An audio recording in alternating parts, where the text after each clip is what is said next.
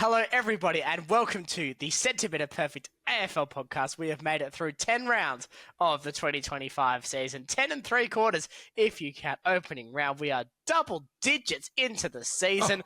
Normally, by now, we'd have some idea about who's going to win the premiership, who might finish where. I think we're starting to get that picture, Liam. I think we got some big results across the weekend, but also some results as well that I think tightened that little 1st to 7th bracket off a little bit more. So I think we've almost got our contenders.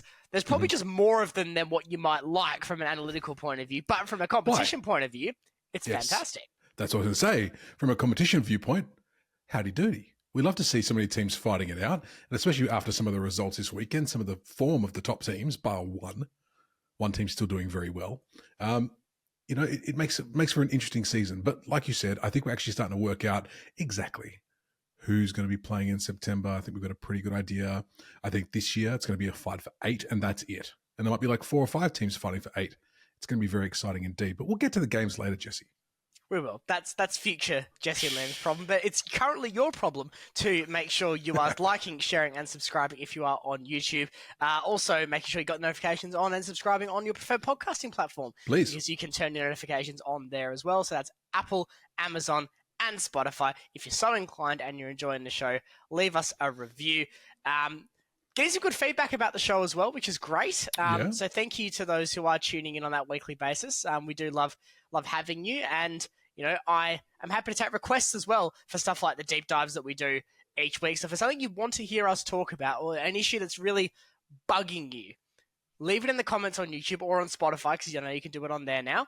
And we're happy to talk through it because there's so much nuance in football and so many different subtopics in the great game. And the great part about not being AFL media, Liam, is that within reason, we can talk about it. I can come on here and say that the $45 million cost blowout for the Tasmania Football Team's High Performance Centre that came out over the weekend is a disaster and is yet another significant hurdle in governance, while also trying to clear the hurdle of the fact the women's team's now been likely to be pushed back a year.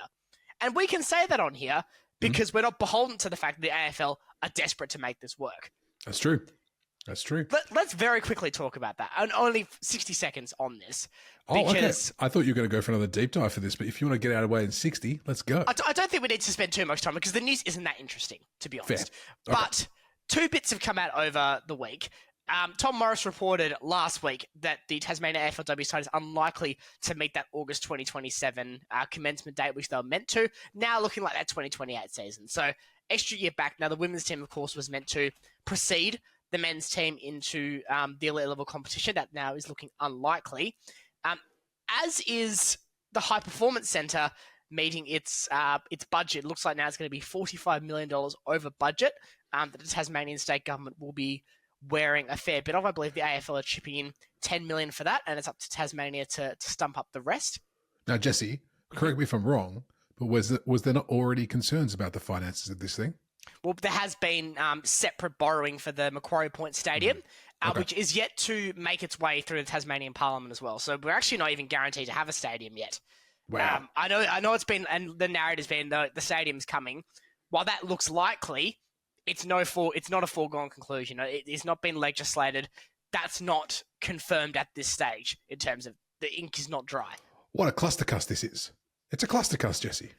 Well, keep in mind as well, that high performance centre that we talked about, that was meant to be completed. Practical completion was meant to be achieved by the end of this year.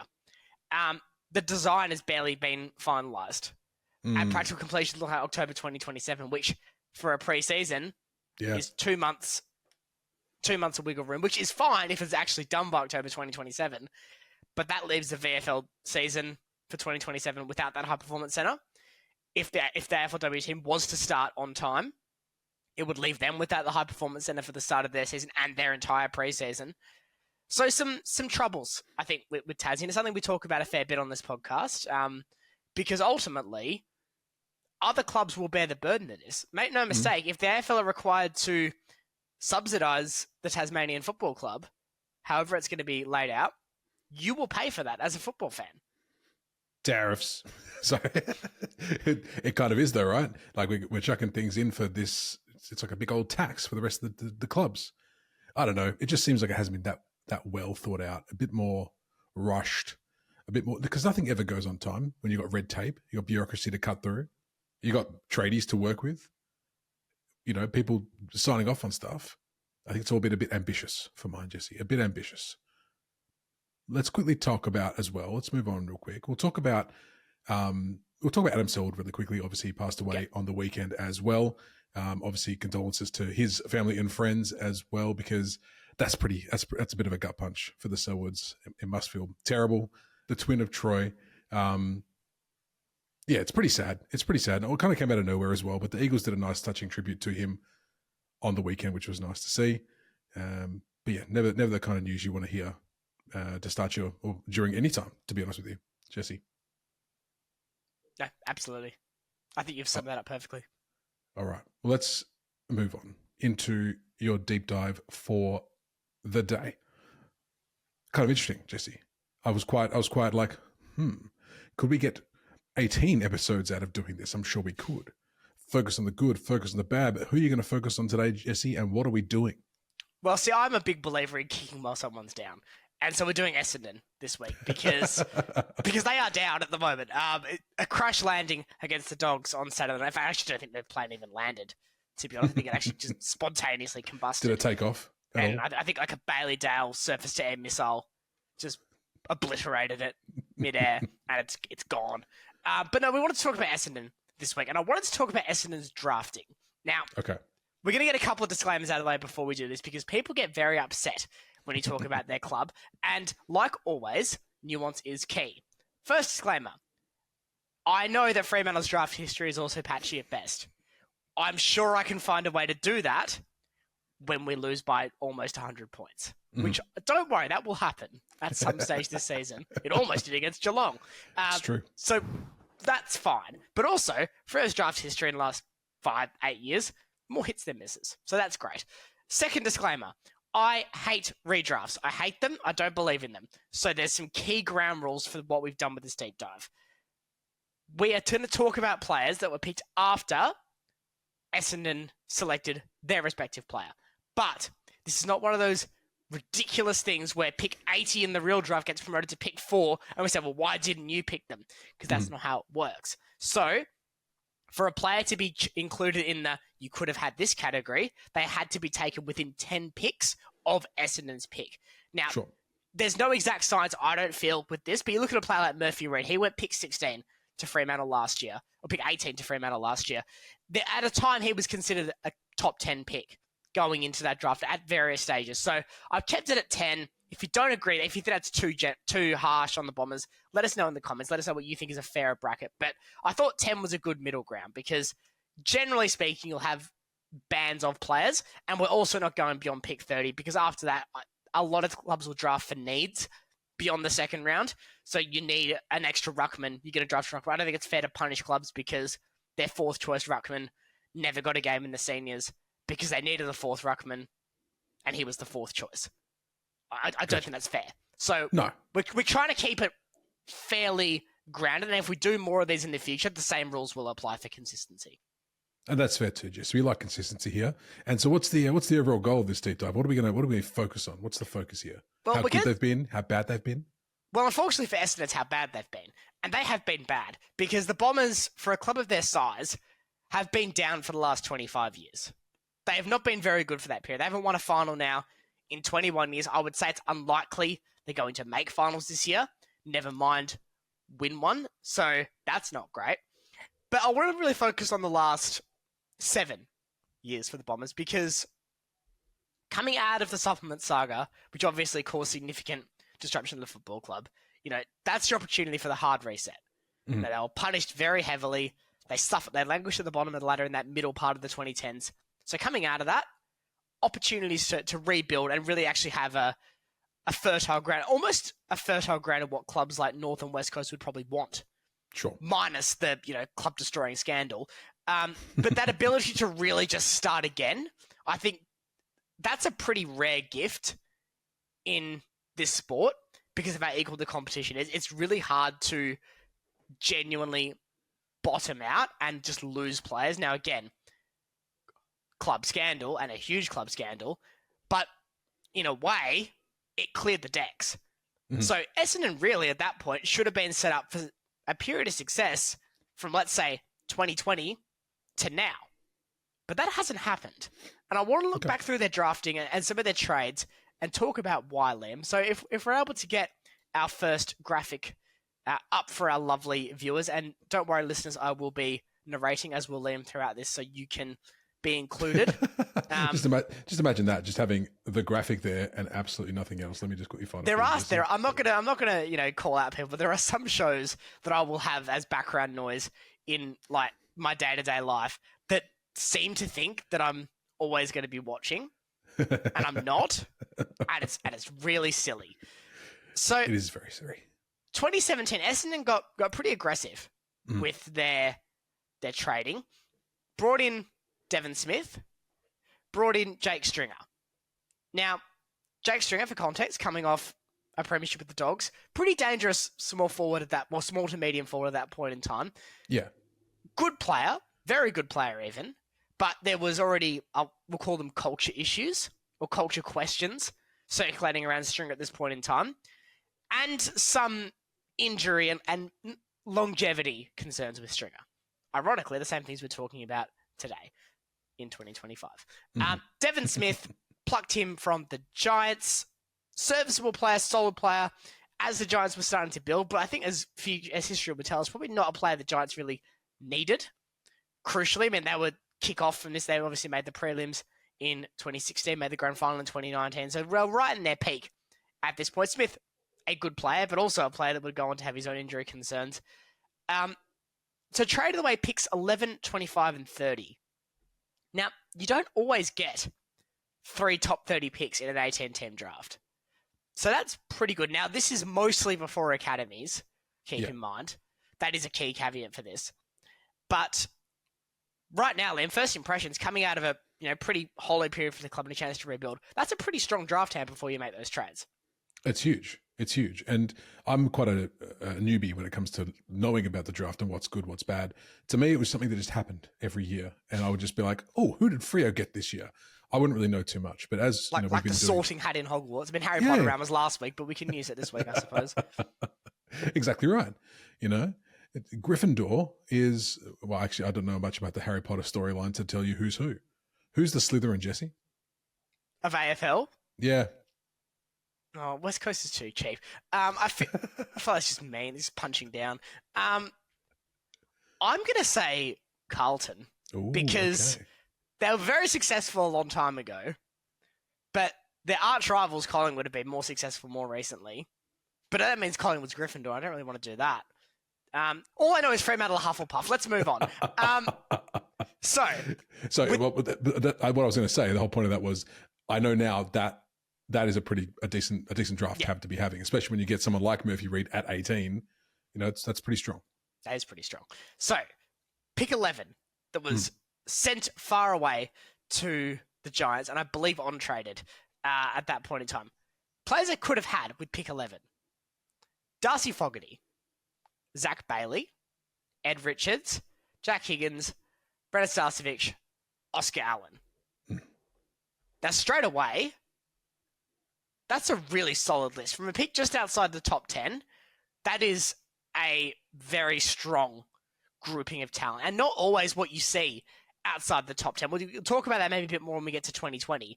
But this is a very strong draft, 2017. This is an elite draft as things turned out. When I was doing the graphic for this, I was like, these were all the names in 2017. Crikey Moses. That's quite the list, especially. But how much of this, Jesse, is going to be based on hindsight, I must say? Look, that's why I've tried to keep it to within 10 picks.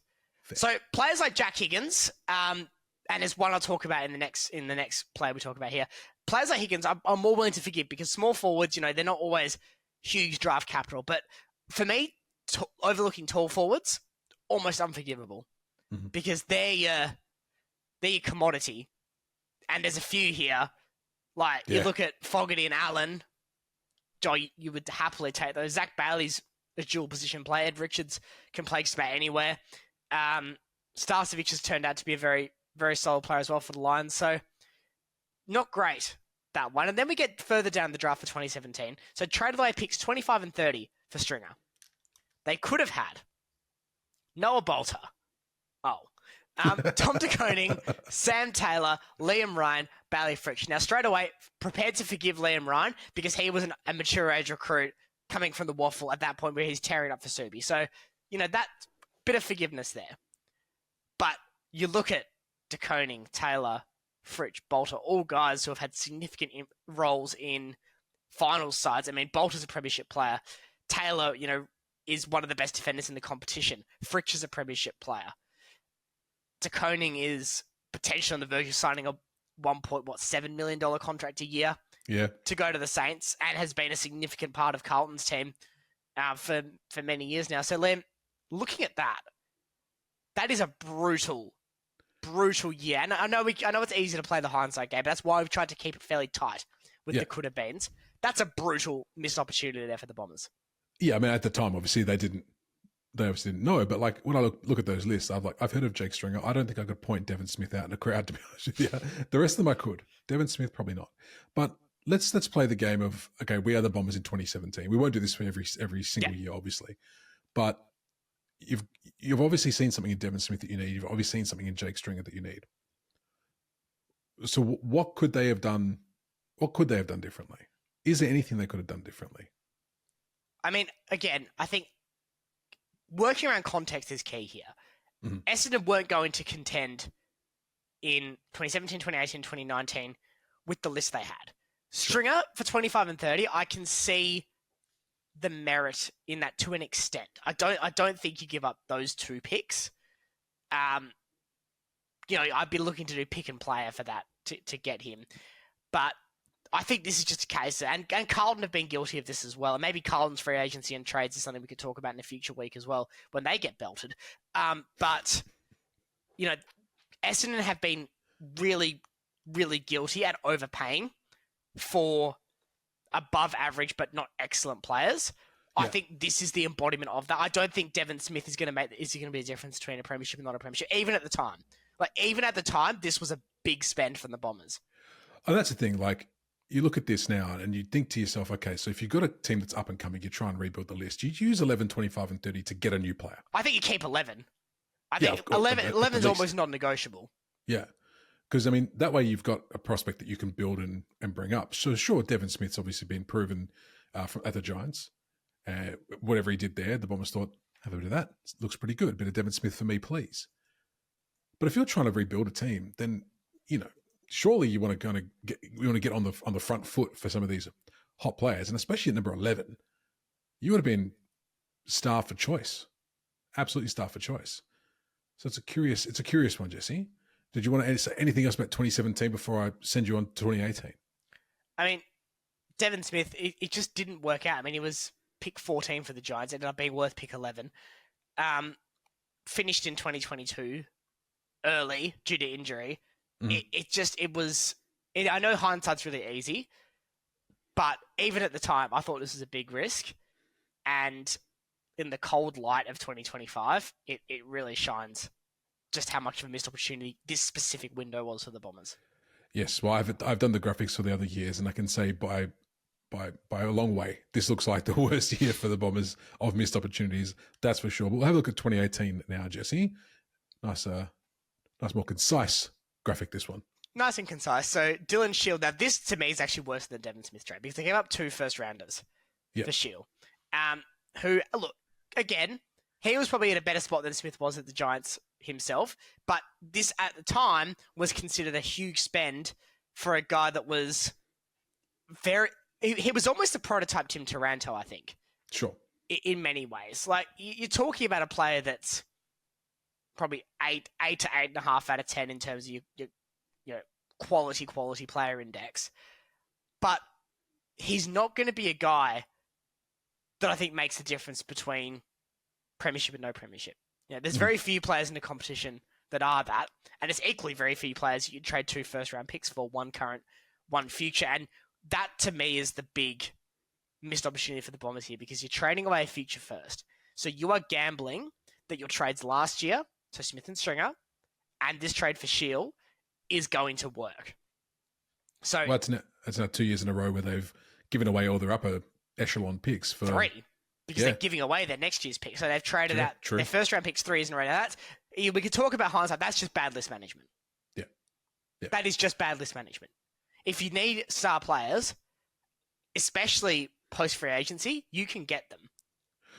Was there anything in 2017, 2018 different to now outside the academy stuff? In terms of drafting? That would make the Bombers want to actually draft or trade away those picks for these established players rather than stick their nose into the unknown a little bit and take a young upstart. Well, I think you've got to talk about the Bombers as a football club. They're an enormous club. They've got the most amount of premierships in VFL AFL history. They're not used to sucking. And for the better part of 15 years at this point, they had sucked. So that's difficult to then sell the fans if we're doing another rebuild. So clearly they wanted to win now. Coming out of that supplement saga, they wanted to generate a win now. But win now only works when you have the pieces. Mm-hmm. And so to sell 3 first-round picks, huge risk. So massive. Shield comes in 2018. 2018 draft, keep in mind, was stacked. 2018 was a stacked draft. So the Bombers with pick 11, they wouldn't have had the pick of the premium talent, but they could have had Jai Caldwell, who ironically ended up coming back anyway. So no real issue there. Zach Butters, Jordan Clark. Now, I want you to imagine a world where Zach Butters and Zach Merritt are in the same midfield. Yeah. Dangerous. Very. Dangerous. Yeah. And Jordy Clark, obviously we know him now as being an awesome player as well. But what is it about? So was Jordan Clark always a defender, or was he? Yes. So he's always a defender. A defender's like, how do I put this politely? Left out in most early drafts. Like, it's usually always midfielders. The Bombers went with Andrew McGrath at pick 1 the year before we started this sample in 2016. Right. Who was probably a defensive midfield hybrid, but he's definitely made his AFL home as a halfback. But again, I think, I left McGrath intentionally because he was considered a very good junior. So I do get the impulse to take him number 1. But that pick also hasn't worked out. But I didn't want to make this too unfair on the Bombers. So I want to try to keep it a little bit tighter if we could.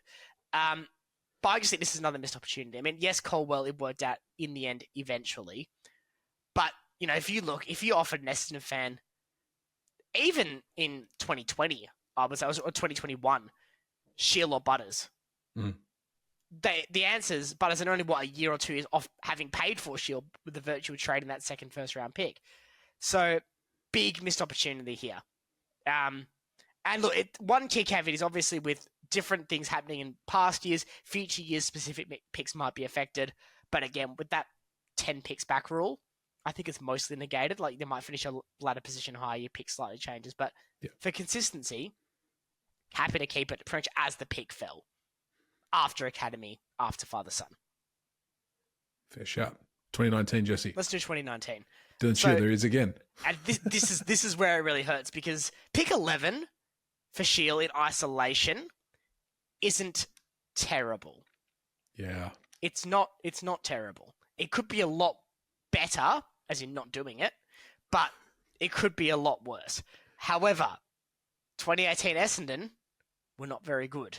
Now, ironically, this pick ended up with Adelaide, and Adelaide completely blew it this year. I think this year they took they took a local South Aussie. He's not even in the league anymore. Right. Fraser, Max something. That says it all.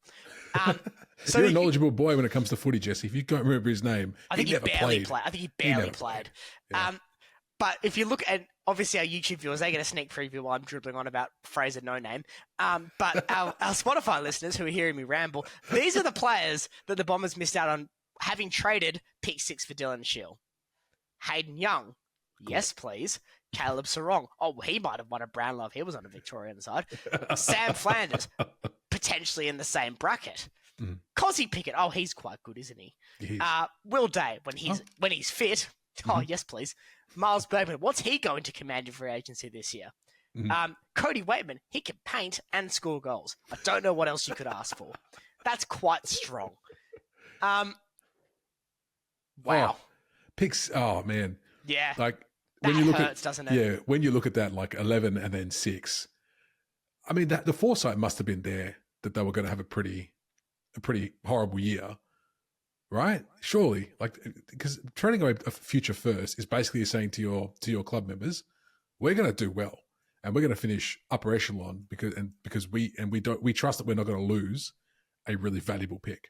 See Fremantle last year trading away 2 first rounders for Shea Bolton. Yeah, that's huge. But that was, I think, 2 first rounders same year, or was there any futures in that Shea Bolton deal? Same year, because we had 3 going in. That's right, we did. And we're going to spend all 3 on Bolton and Baker. I actually don't hate doing it just 2 in the same year. You're putting too much risk on the following year if you're doing a future first. But look, in fairness, trading future picks has opened up a lot of opportunities for clubs if they deal wisely. Well, that's it. Two first. Like usually, I feel nowadays if I see a future, it's usually a future second. Or I know we got a future first for Lockie Schultz for shooter, which was handy.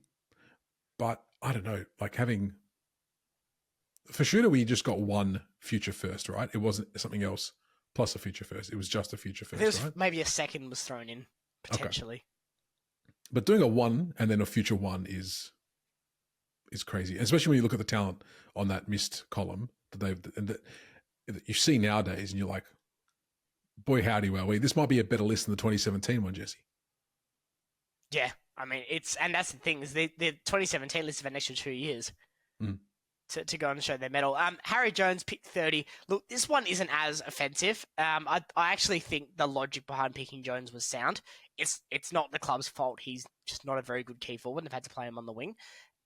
Trent Rivers, very solid player, and Chad Warner. We should look at that. 2 is Fremantle boys. Go on the Sharks. But yeah, I think that obviously hurts looking at that. But that's of the ones we've seen so far. That's probably the one that I'm most lenient towards, especially because you're getting lower in that draft order. I think Warner was picked 39, so he barely scraped into the 10 pick rule as it was. So we're now into 2019. We've done 3 years worth. And so far, I haven't actually seen an actual pick in the top 30 used by Essendon. They've all been traded away to other teams. That seems like rarefied air. I don't think that happens too much anymore. Well, right? I think you can't anymore. I think really? they changed the rule. Because you have to hold first round picks at some point. Gotcha. Makes sense. Because the way the Bombers were dealing them out, they're probably like, I think the rule might be, I don't think you can gut it to the point where you don't have a future first round pick in a draft. So Gotcha. you can swap the orders around and do it if you want, but I think you have to have something. I'll need to fact check that and talk about that next week. But my understanding is you have to hold some first round pick for the future. You can't just get rid of them all. Fair. 2020, Jesse. Oh, there we go. 2020. So there we go. We've actually used some picks now. What's going on? This is a weird draft, this one, because Essendon went in with a Godfather hand into 2020. They had picks 8, picks 9, picks 10. Unfortunately, the 2020 draft sucked. Deeply sucked. Okay. And is probably the worst draft in the last decade. Wow. By a significant distance. Okay. So much so, there's only 3 players. Look, even if we were to just change the rules and randomly include players taken before Essendon, I still think this would just about make up the list of missed opportunities because the draft on both sides of 8, 9, 10 was quite weak. I mean, really, it's the Jamara and Thilthorpe draft, and look at how one of them turned out. Yeah. That's how weak this draft is. So they took Nick Cox, Archie Perkins, Zach Reid. I think we're at the point now where we can say bust, fringe player, potentially on the up, but still has a way to go. But I'm happy to call Cox a bust. Well, 5 years later, still on the up, about to have a go. Well, he hasn't had a lot of opportunities, Zach Reid. He's getting it now, but he hasn't had a lot of it. Fair. I mean, I like going back to my layman, not that knowledgeable about football draft knowledge. I've heard of one of those people. I've heard of Archie Perkins. I haven't heard of the other 2, which says all you need that's all you need to know. But you will have heard of the 3 players they missed out on. Yes. Heath Chapman, Ollie Henry, Max Holmes. Look, I don't think it's as simple as saying swap 3 for 3 here. I think let's swap 1. Let's swap a guy like Heath Chapman in. That gives Ben Mackay a lot of defensive help. Now, Mackay does cop it, but I also think he is the victim of very limited support. Now, Essendon have had hits around this period. Of course, Jordan Ridley was a good draft get. We talked about McGrath's role in defence from 2016. So they have taken players, and obviously Sam Draper is a rookie draft selection, A+ for that. But we're talking top-end talent today. And while I'm prepared to give a bit of a mulligan for 2020 because the draft order the draft was just terrible. Like, there's really no way around it. It was a bad draft. But that also hurts too. You couldn't have got one of those three players in the right-hand column in lieu of one of the three players in the left-hand column. Cox, it's not happening. Perkins, a fringe player. Mm. I still don't think he's a top 10 pick in terms of quality. Now, Reed, I think we can call him a fringe player too, if we're being honest, versus best 22 at Fremantle, best 22, and best 22 for Geelong. So for Holmes, it's very clearly a missed opportunity again. Mm-hmm. And if it's a dire one, Jesse, let's move on. Mulligan, 2021. So still yet to really see, I think, the 2021 class step up. This is teetering on the precipice of being a weaker draft as well. So to take Ben Hobbs with pick 13, look, I don't think Hobbs is quite living up to the hope the Bombers had, because they really did need Hobbs to be successful. Because you look at the context of their drafting from 2017 to 2021, they needed Hobbs to be a hit. Mm-hmm. I don't think he has been. So could have had Lee Kalia, Darcy Wilmot, Jacob Van Rooyen, Kyle Lohmann. No superstars in that clumping, but 4 players probably ahead of Ben Hobbs. Yeah. And when you want to be pushing up and making really strong best 22 and contending, you need that depth. And VFL depth just isn't going to cut it. Yeah. Let's move on to the last year, Jesse. 2022. Couple of years. Because it's not fair to overly judge on 2023 or even 2024, but hopefully Kako works out. Sardis with pick 5. Look, it was a big investment. He was highly rated, but he hasn't really worked out. Again, I know I feel like I'm just repeating myself here, but it's not working. I thought Satis was like a recent draft pick, like in the last year or two. I was sure he was like a recent one because I saw the name. I was like, really, that long ago? It's been that long? It's been that long. Could have had Bailey Humphrey, who is really starting to shine brightly up on the Gold Coast. Ruben Gimney, who just played his milestone game and has, I think, become one of West Coast's best players. He's probably a top 3 player there now. Mm-hmm. Matthias Philippou, who has had his consistency and injury issues, but is turning into a very solid player. And Elijah Hewitt, who I think, with all the bluster around Harley Reid, I think Hewitt is building himself a really strong CV at West Coast this season. I think he's really starting to get those basics right.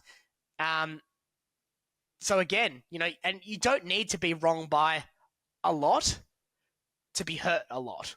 And the Bombers right now, they are hurting a lot. When you look at their list, look at their depth, they are sorely hurting. And it's stuff like, it's just little things like this where it's just not working for them. Lewis Hayes, pick 25. Look, nothing's really made any impact on the competition around his pick, so we've left that as an NA. He hasn't, but neither does anyone else, so we'll call that a draw. But Liam, looking back through that, 5 years of drafting, a pick 5, a pick 8, a pick 9, a pick 10, a pick 13 over the 5 years, but also a lot of missed opportunity. And I don't think any real draft hits in that period.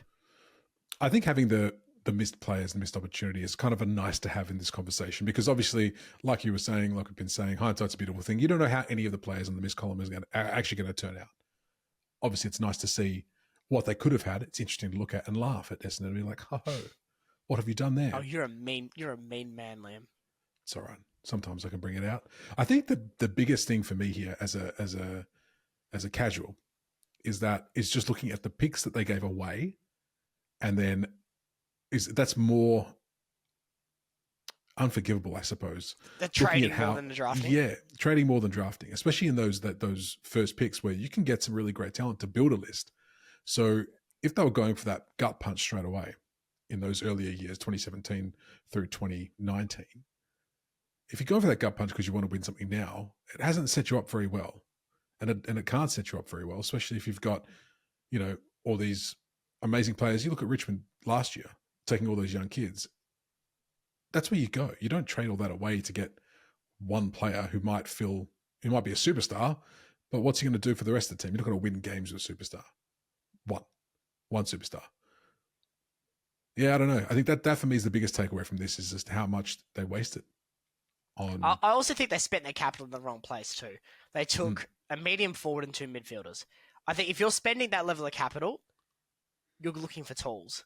Like I know it's very easy to say that, but it's a theory in football I'm ardent on, and that is you underpay for midfielders, you overpay for keys, because a strong key position player, your Sam Taylors, your Jacob Wiederings for the defensive line, your Jesse Hogans, your Ben Kings up forward. If you get them firing, they are worth it. But we're in a competition right now where unless your name is, I'll go for the last decade, unless your name is Dustin Martin, Nat Fyfe, Patrick Dangerfield, unless you're one of those guys, or Patrick Cripps will throw in as well, you're very rarely going to completely regenerate a team in a way that a smart leader in defense can, or a sharpshooting key forward can. Now, Essendon, to be fair to them, they got Peter Wright. That's good. That was good free agency. But again, that was free agency. So they went about this in the completely wrong way, and they've gone from being a team that was yo-yoing between just making finals and just missing finals to a team that looks on track to be bottom 6 this year with no real prospects of getting better, because you look at those 2020, 21, 22 drafts, these are you guys aging into their primes. We didn't have a draft hit in there. Yeah. Not a single one, Jesse. Not from the draft side of things anyway. Interesting. Well, I think it's only fair to ask, Jesse, before we move on to the recaps of the games, the Bombers fans, what are your thoughts? Let us know down below. Let us know how right or wrong we are, because we want to know. And when I say we, I mean Jesse. How right or wrong is Jesse? He always wants to hear how wrong he is, so please let him know. Please let him know. It's an interesting discussion, and I'm pesky enough to get into internet arguments, so please go and tell me how wrong I am. That's a joke. True. I'm not going to do that. But I will, however, make sure I come on this podcast, read out your comment, and tell you why you're wrong. Because I'm the one with the platform. Shall we move on to the games, Liam? I can't wait till we get like some comments that we can actually have a session just on that. That's going to be fantastic. Jesse's fan mail.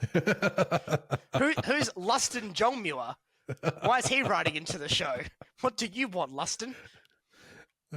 I'd like some advice on how to unkill my Sims character, please. Please provide me that context. Oh, that's a very funny joke that no one else is going to get. That's fine. We can have inside jokes, Jesse. That's chill. All right. Now, let us know down below what your thoughts are, Essendon fans. And if you want Jesse to tear your team apart, let us know as well.